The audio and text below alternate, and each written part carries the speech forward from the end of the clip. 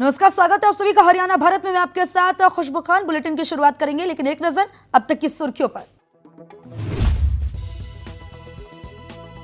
हरियाणा के इतिहास में बिजली चोरों पर की गई सबसे बड़ी कार्रवाई। 5 शहरों के उद्योगों में बिजली चोरी के पकड़े गए 1100 मामले।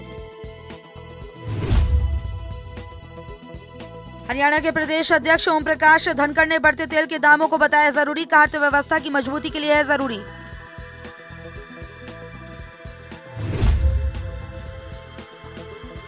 सेना में भर्ती रद्द होने को लेकर युवाओं में दिखी नाराजगी। अंबाला छावनी में सैकड़ों युवाओं ने अनिल विज के घर का किया घेराव।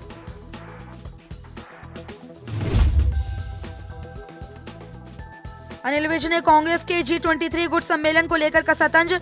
कहा बहुत अच्छा लगा, कांग्रेसियों ने पहनी भगवा पगड़ी।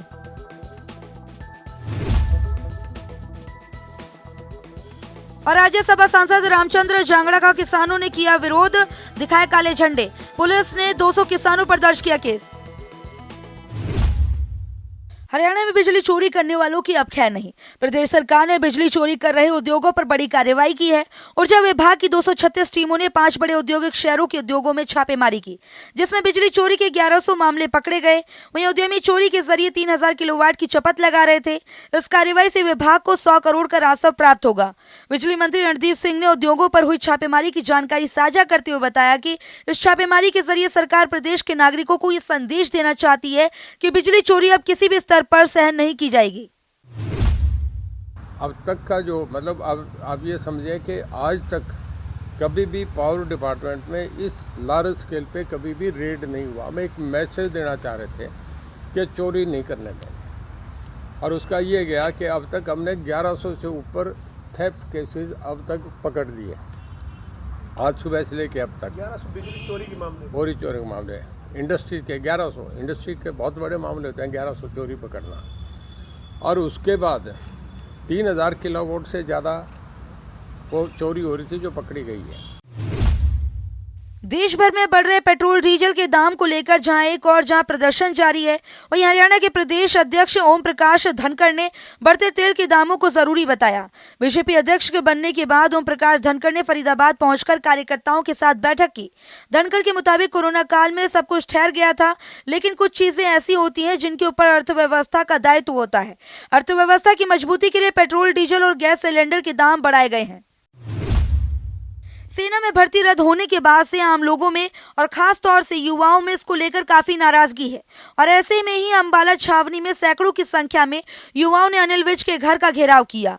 युवाओं ने प्रदर्शन करके कहा है कि विज को इस्तीफा दे देना चाहिए। युवाओं का कहना था कि लाखों युवाओं ने इसे लेकर पिछले 1 साल से तैयारी की है, और ऐसे में अगर भर्ती रद्द कर दी जाएगी तो लाखों युवाओं को इसका खामियाजा भुगतना पड़ेगा। गृह मंत्री अनिल विज ने जम्मू कश्मीर में हुए कांग्रेस के G23 गुट के सम्मेलन को लेकर तंज कसा। अनिल विज ने ट्वीट करके कांग्रेस पर निशाना साधा और लिखा कि कांग्रेस के G23 नेताओं ने गांधी टोपी उतारकर भगवा पगड़ी पहन ली, बहुत अच्छा लगा। राहुल गांधी बेचारा समुद्र में छलांग लगाकर इनके लिए मोती ढूंढकर लाने की कोशिश कर रहा है, फिर भी ये उससे संतुष्ट नहीं है और क्या चाहते हैं राहुल गांधी से। प्रदेश में किसानों के आंदोलन की आड़ में नेताओं के खिलाफ भी प्रदर्शन अब आम हो चला है, जिस कड़ी में आज दोपहर करीब 1 बजे राज्यसभा सांसद रामचंद्र जांगड़ा महम पहुंचे तो किसानों ने उनकी गाड़ी का घेराव कर नारेबाजी करते हुए काले झंडे दिखाए। किसान संगठन का कहना था कि जब किसान अपनी मांगों को लेकर दिल्ली बॉर्डर पर डटे हैं तो जनप्रतिनिधि होने के नाते सांसद रामचंद्र जांगड़ा को निजी कार्यक्रमों में नहीं जाना चाहिए। पुलिस ने इस मामले में 200 किसानों पर केस दर्ज किया है। इधर सिरसा में गुपचुप तरीके से बीजेपी नेताओं की मीटिंग लेने पहुंचे शिक्षा मंत्री गुर्जर को भी किसानों ने काले झंडे दिखाए। इसके बाद किसानों ने डिप्टी सीएम दुष्यंत के निवास पर जाकर जमकर नारेबाजी की। पीएम नरेंद्र मोदी ने आज मन की बात कार्यक्रम के जरिए देश को संबोधित किया। देश के कई हिस्सों में पिछले कई दिनों से एक बार फिर से कोरोना के मामलों में इजाफा हो रहा है, जिसे लेकर पीएम ने लोगों से सावधानी बरतने को कहा। प्रधानमंत्री मोदी ने त्योहारों की अग्रिम शुभकामनाएं देते हुए जनता से कोविड-19 के प्रोटोकॉल का पालन करने और नियमों में ढिलाई नहीं बरतने की अपील भी की।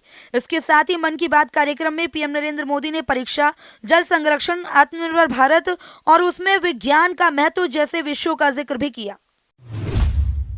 नए कृषि कानून को लेकर किसानों का सिंगू बॉर्डर पर प्रदर्शन पिछले 3 महीने से जारी है और इस बीच जहां एक और किसानों का प्रदर्शन चर्चा का विषय बना रहा, वहीं किसानों के खाने के मेन्यू ने भी खूब सुर्खियां बटोरी।